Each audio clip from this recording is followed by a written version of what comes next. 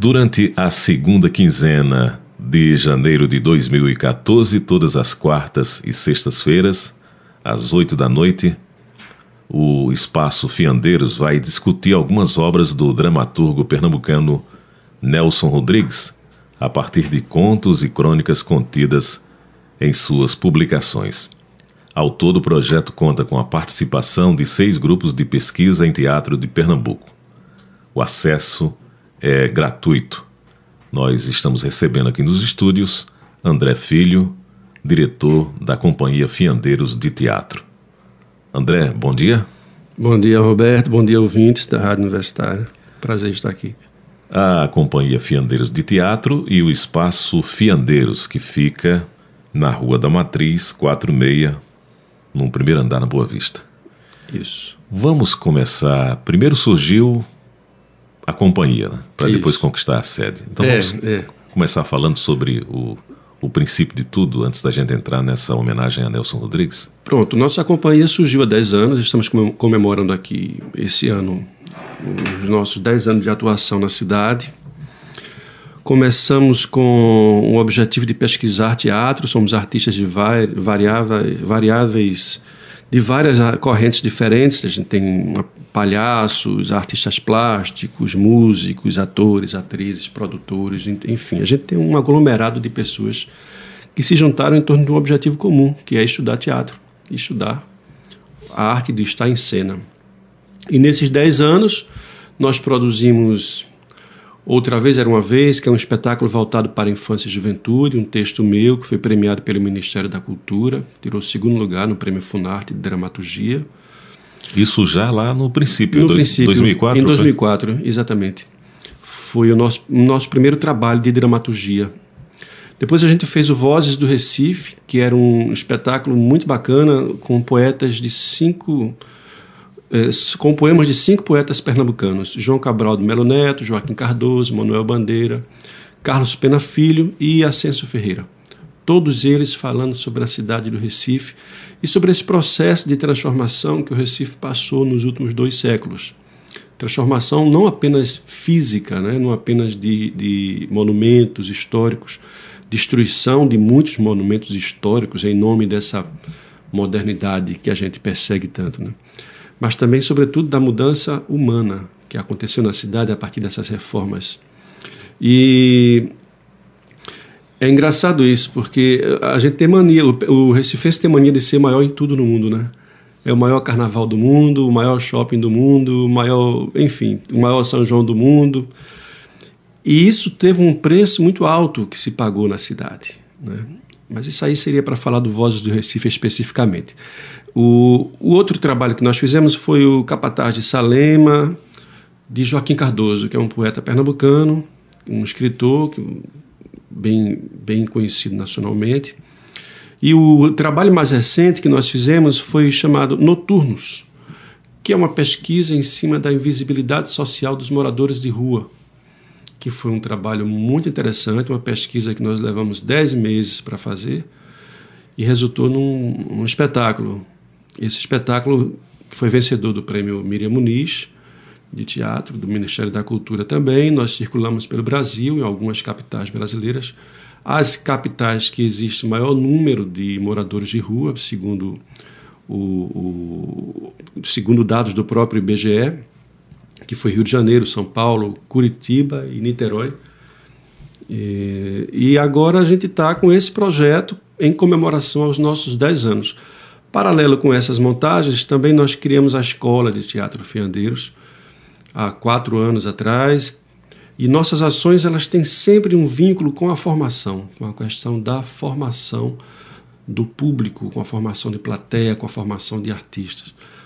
Daí surgiu a Escola de Teatro Fiandeiros, a gente vai entrar no 5º ano de existência, e paralelo com essa escola a gente desenvolveu outros projetos de circulação, de discussões sobre temas polêmicos sociais, como a questão da invisibilidade social mesmo, né?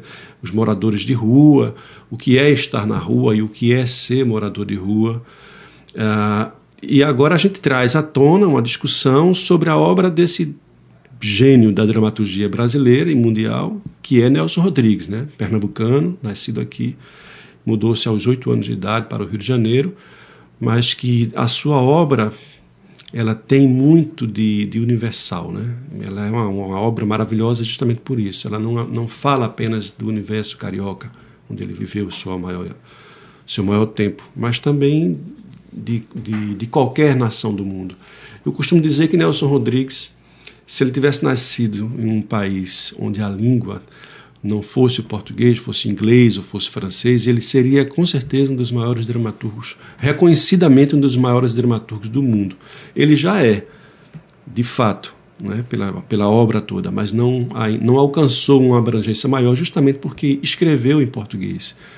E, enfim, aí a gente está com esse projeto que vai reunir 6 grupos de pesquisa de teatro aqui em Recife, que nós convidamos para dar a sua visão sobre a obra de Nelson Rodrigues. Basicamente, essa é a nossa trajetória.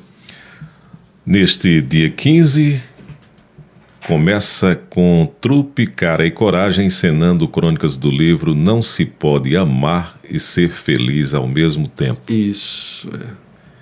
A que horas? A partir das 20 horas. A partir das 20 horas. Quem quiser chegar um pouco mais cedo, a gente pode... lá tem uma exposição de fotografias de nossos trabalhos, desses 10 anos. A pessoa pode ficar lá, batendo um papo, conversando, olhando as fotos. Mas a apresentação começa a partir das 20. Gratuita, confirmando o endereço: Rua da Matriz, 46, Boa Vista, primeiro andar. Isso. Capacidade para quantas pessoas, André? A gente acomoda confortavelmente 50 pessoas. Chegar mais algumas pessoas a mais, a gente coloca algumas cadeiras extras e dá para acomodar umas 60 ou 70 pessoas. Bacana. Esse projeto, só para enfatizar, que ele é um projeto incentivado pelo Funcultura. Uhum. É um projeto que teve a participação do SIC estadual.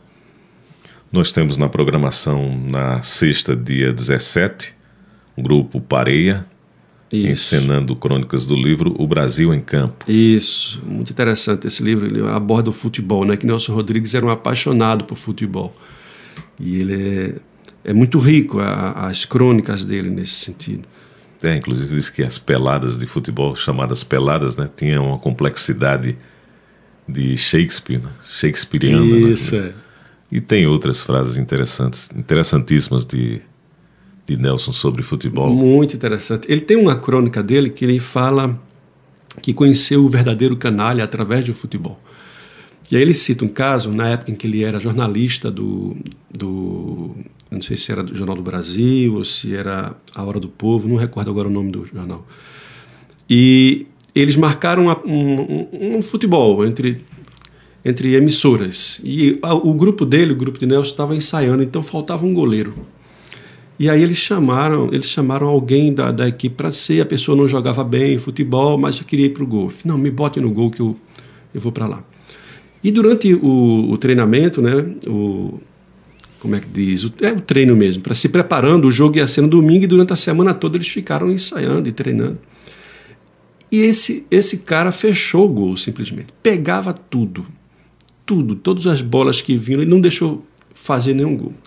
E estava todo mundo confiante que ia ser uma apresentação boa, um jogo maravilhoso. No domingo, eles perderam de 10-2, se não me engano.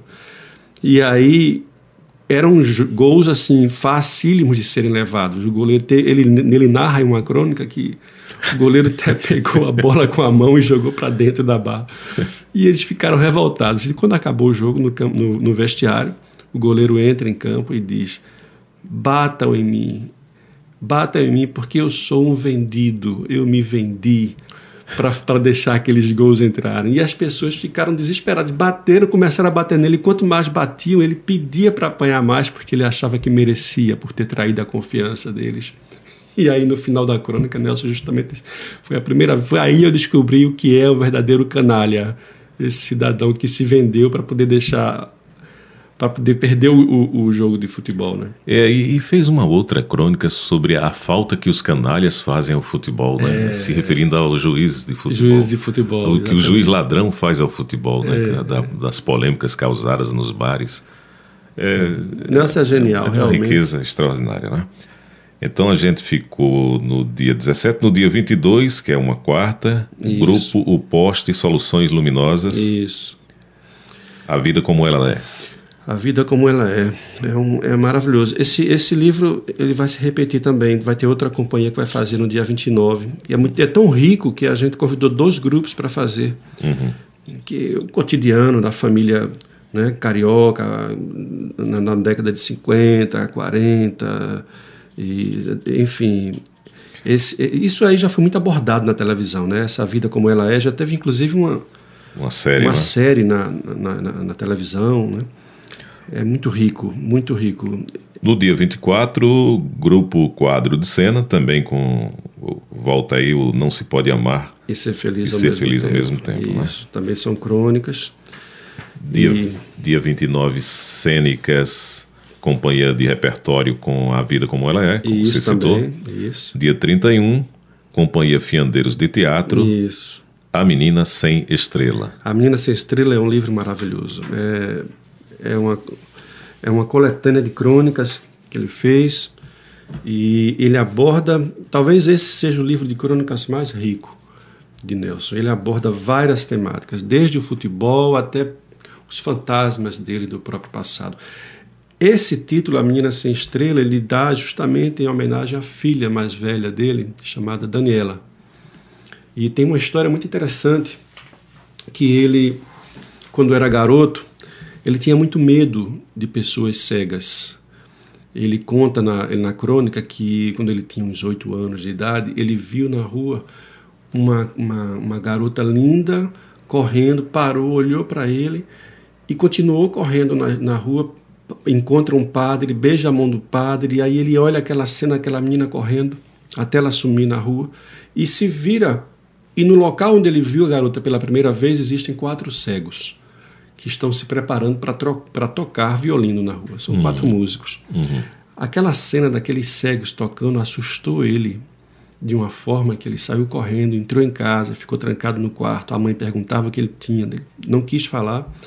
Só que daquele momento em diante ele foi tomado de uma sensação de que ele tinha muito medo de se tornar cego, devia ficar cego um dia. O tempo passou, ele foi crescendo e esse medo que era dele passou a ser... Ele começou a ter medo de que outras pessoas da família ficassem cegos. Isso foi acompanhando ele até a fase adulta. Ele conheceu Lúcia, que foi a esposa dele, né? A única esposa que ele teve. E durante esse processo de namoro, ele sempre disse para ela, eu tenho muito medo de ficar cego, e se isso acontecer algum dia, eu meto uma bala na minha cabeça. E aí na crônica ele faz uma observação bem interessante. Isso era claro que é mentira, mas quando a gente ama, até quando a gente mente é verdade. Eu acho isso maravilhoso. E aí ele casou com Lúcia, só que ela descobriu que ela não podia ter filhos de parto natural, ela só podia ter filhos através de cesariana. Ela tem a criança, é um parto muito complicado, um parto prematuro.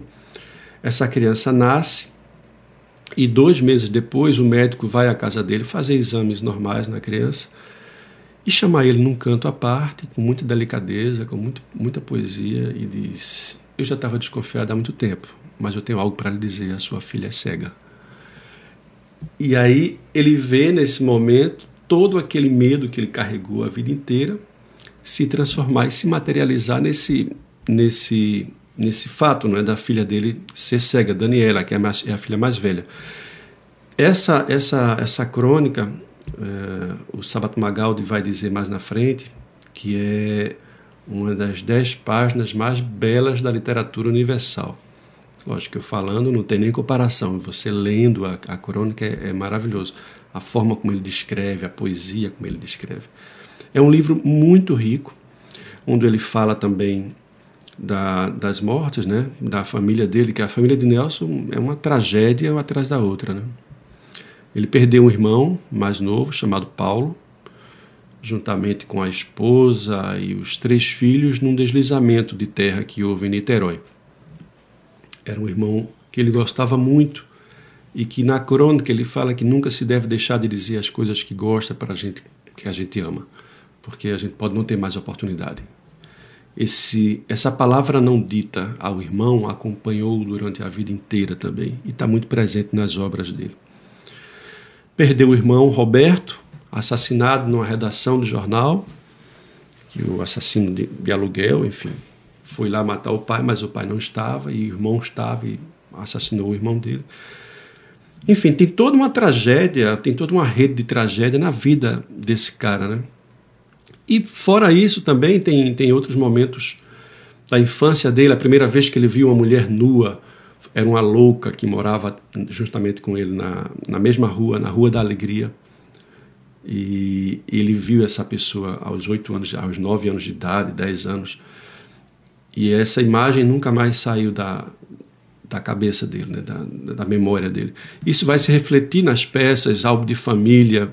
Tem essa figura do nu, que é essa pessoa que fica andando o tempo inteiro por dentro da casa. Os 7 gatinhos. Os 7 gatinhos também. Toda nudez será castigada. Bonitinha mais ordinária. Bonitinha mais ordinária também. A questão da traição, né? Do adultério, que é muito abordado também na obra de Nelson. E ele fala uma coisa interessante, que ele, quando era garoto, ele viu uma mulher desfilando em carro aberto no carnaval. E uma coisa chamou a atenção dele. Ela estava com o umbigo de fora. Aquilo foi um escândalo na época. As pessoas não se conformavam daquela mulher estar colocando o umbigo de fora. O que para ele era uma bobagem. Ele disse: eu não conseguia ver nada, só conseguia ver o umbigo. Eu não sabia nem quem era a pessoa. Se ela passasse do outro lado no outro dia, eu não ia conseguir conhecer. Mas isso ainda durou meses, essa discussão da família, dos vizinhos, chegavam e falavam daquela mulher sem moral, que andava com um umbigo. Até que um dia, esta mulher mudou-se para a Rua da Alegria também. E quando ela mudou-se, foi um escândalo na rua. Aquela desavergonhada veio morar aqui, perto de nós. E corria um boato de que ela traía o marido. E ela chegou a falecer de um tumor, um câncer, enfim. E no dia que ela morreu, ele narra que o marido agarrava-se com ela no caixão, né? E o amante também estava lá chorando ao lado do caixão. E ele narra isso com uma poeticidade maravilhosa, que era tão bonito ver o amante e o marido chorando pela mesma mulher. Uhum. E quando saiu o carro fúnebre, foram justamente juntos o amante e o marido no mesmo assento dentro do carro, chorando o corpo da mulher. Isso, ou seja, isso é uma cena extremamente cinematográfica, né? Isso vai permear toda a obra de Nelson Rodrigues também. Isso vai estar lá nos 7 gatinhos, isso vai estar lá na Toda Nudez Será Castigada, Bonitinha Mais Ordinária, Perdoa-me por Me Traíres, vai estar também a questão do adultério presente, sempre discutido. A relação também que se estabelece de amor de pai para filha, como está em Senhora dos Afogados, de filho para mãe, como está em Álbum de Família. Ou seja, Nelson ele captou bem essa essência brasileira, né? Essa essência, esse ser brasileiro, a família brasileira. O que hoje para a gente é algo, de certa forma, corriqueiro. Mas na época em que ele escreveu, isso foi de um impacto fulminante, né? Na sociedade brasileira. André, o polo teatral pernambucano, em relação à posição relativa em relação ao país, segue sendo um polo importante de teatro, mas a gente tem recebido alguns entrevistados ligados ao setor que se queixam da carência de novas casas, de novos espaços. Então, como é para vocês que formam um grupo com esse foco, né, de trabalhar o adolescente, trabalhar a rua, até o morador de rua, não só a rua, o espaço, mas o morador de rua, a dar visibilidade a quem carece. Como é para vocês trabalhar hoje o teatro em Pernambuco com essas carências citadas aí? Espaços, apoio, às vezes mais uma visão do empresário do segmento privado do que mesmo o poder público. Ainda lança seus editais, coloca lá, mas poderia ser ter mais recursos, mas faz o seu esforço. O empresário não tem a visão de fazer a leitura da importância do teatro para Pernambuco, não só capital. Então, como é para vocês hoje trabalhar nessa conjuntura? Bom, Houve avanços, não dá para deixar de admitir isso. O teatro que se faz hoje, a arte que se faz hoje em Pernambuco, é bem diferente do processo de criação, eu estou falando do ponto de vista de produção, né, de execução, de 30 anos atrás, por exemplo, 25 anos e 30 anos. Eu convivi com pessoas que venderam telefones, linhas telefônicas que há 30 anos atrás eram uma fortuna. Você lembra que um telefone era o preço de uma casa quase, né? E eu convivi com pessoas que vendiam telefones para montar um espetáculo de teatro, se desfaziam de bens. Enfim, era tudo feito muito na base da amizade, me dá um dinheiro aqui, eu vou conseguir uma coisa ali, ou quando eu não tinha, fazia. Nesse sentido, eu acho que houve um avanço muito importante, muito importante. A partir de 2003, sobretudo, a Lei de Incentivo à Cultura do Estado, ela deu uma nova roupagem a esse processo de produção. E com o tempo foram tendo avanços. A lei que era de mecenato passou a ser fundo, o que também foi um avanço.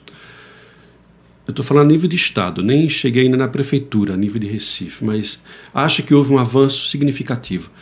Sinto que hoje a gente passa por um momento em que precisamos rever algumas coisas para darmos novos saltos.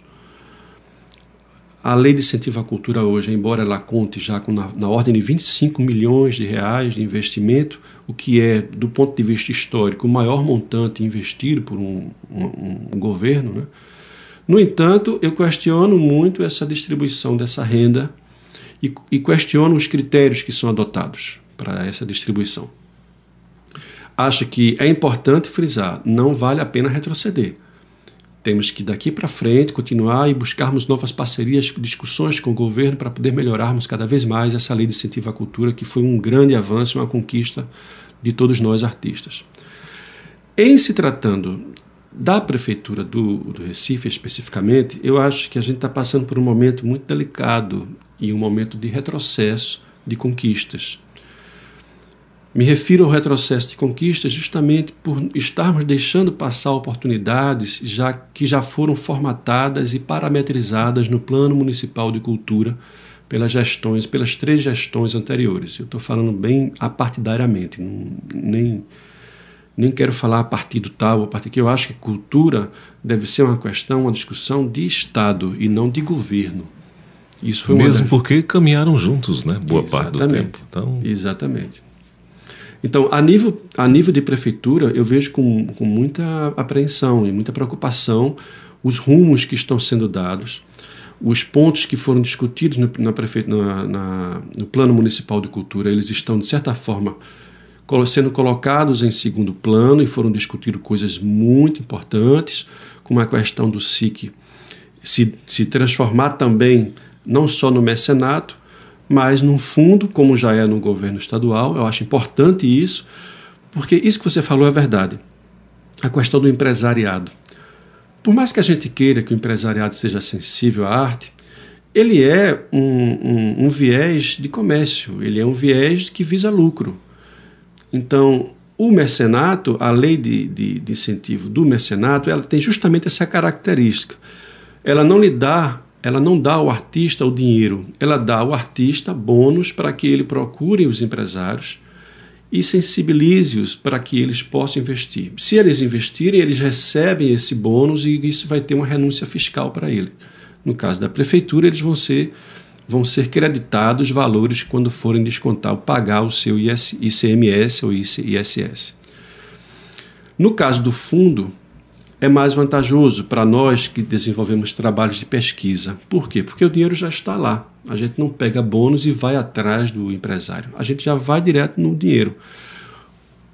A vantagem é, o empresário, ele quer associar a sua marca, lógico, a um produto que dê visibilidade.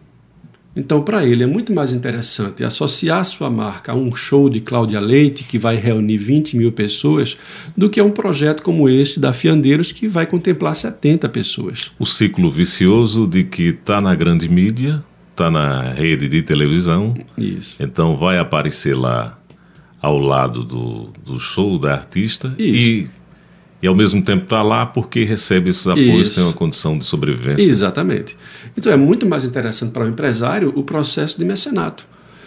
E para nós artistas que fazemos esse tipo de arte, de pesquisa direcionada, com preocupação da formação, não é interessante para o empresário. E eu até entendo, eu não questiono o empresário não, porque isso vai da sensibilidade de cada um, mas é uma lei de mercado que se estabelece. Até o momento que ele comece a refletir sobre rolezinho, o que é isso nos grandes shoppings? O jovem da periferia entrando nos shoppings, correndo, sem consumir, ou tocando sua música. Então, que processo é esse político ou antropológico? Então, quando começa a refletir sobre isso, quem sabe, vamos ajudar o teatro a formar adolescentes. Né? Aí o artista é lembrado, né? Quando é a questão da contrapartida social, né? Que esse termo eu acho uma coisa absurda, essa coisa da contrapartida, porque ninguém faz... Quando você apresenta um projeto de educação, não se fala em contrapartida, porque a educação já é a contrapartida social. Quando se faz um projeto de saúde, não se fala em contrapartida. Você faz um projeto para acabar com os esgotos e para fazer todo o processo de limpeza de esgoto e de fossa sanitária. Ninguém vai perguntar qual é a contrapartida, porque a contrapartida já é isso. Mas quando a gente faz um projeto cultural, é muito comum se perguntar qual vai ser a contrapartida. Mas eu já não estou dando a contrapartida? Então, é uma forma de ver a cultura diferente de outras... De reduzir a importância. Isso, de reduzir a importância.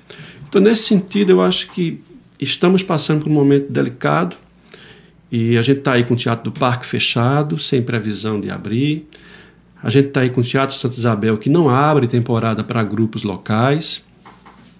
Então, o caminho que eu vejo é os grupos terem seus espaços e desenvolverem ações nos seus espaços. E é isso que a Fiandeiros tem feito nos últimos 5 anos. Não encontramos espaços públicos disponíveis, a gente caminhou por aqui. André, vamos então... Qual a forma de contato com a Companhia Fiandeiros de Teatro? A gente tem o site, que é o www.fiandeiros.com.br. Tem também o telefone para contato, se alguém quiser alguma informação, inclusive sobre cursos, que a gente está dando um curso de teatro que vai começar agora as inscrições. Chama-se o 4141-2431. 4141-2431. Tem nosso blog também, que lá no site a pessoa pode ter acesso. Enfim, nossa página no Facebook, Companhia Fiandeiros de Teatro, é só procurar que a gente vai estar com o maior prazer pronto a prestar qualquer orientação. Lembrando que a homenagem a Nelson Rodrigues acontece do dia 15 de janeiro até o dia 31, lá no espaço, né? Sempre às quartas e sextas. De hoje até o final do mês, quartas e sextas às 20 horas. Às 20 horas. E depois de cada apresentação, essa apresentação demora meia hora, não custa nada, é aberta ao público. Ela demora meia hora e após a gente vai debater sobre a obra de Nelson, que foi apresentada. De maneira informal, né? De maneira bastante informal, um bate-papo sobre a obra. Esses 6 grupos que nós chamamos são atualmente os grupos que têm desenvolvido um trabalho de pesquisa muito aprofundado na cidade do Recife. O primeiro deles hoje é do Cabo, é da cidade do Cabo, chamada Trupe Cara e Coragem. Eles estarão lá com a gente e eu vi o ensaio ontem, está muito bacana. Lembrando que o endereço é Rua da Matriz, 46, Boa Vista, no primeiro andar. Exatamente. Obrigado por ter vindo, André. Obrigado a você, Roberto, pela oportunidade. André Filho, diretor da Companhia Fiandeiros de Teatro.